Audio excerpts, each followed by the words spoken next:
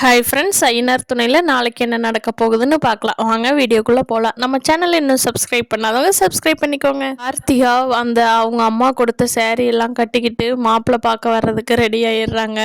மாப்பிள்ளை வீட்டில் இருந்தும் எல்லாரும் வந்துடுறாங்க.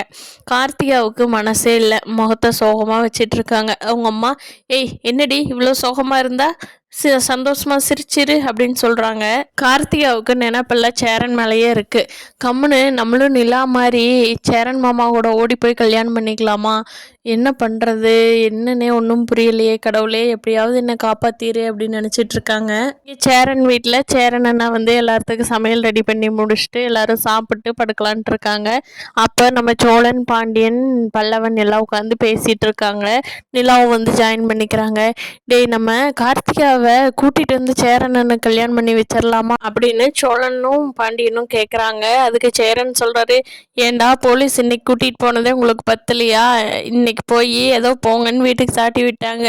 ஆனால் திருப்பியும் போனோம்னா வச்சு செஞ்சுருவாங்கடா. உங்களுக்கு எப்படி இருக்குது? அதெல்லாம் ஒன்றும் வேண்டாம், நீங்கள் உங்கள் வேலையை பார்த்துட்ருங்க அப்படின்னு சேரன் சொல்கிறாரு. சேரனுக்கும் மனசுக்குள்ளே கார்த்திகாவும் பிடிக்கும் தான், ஆனால் அவர் எதையும் வெளிக்காட்டிக்கிறது இல்லை. பல்லவன் சொல்கிறான், என்ன நம்ம நிலா அண்ணி வீட்டை விடவா இவங்க வசதியாக இருக்காங்க?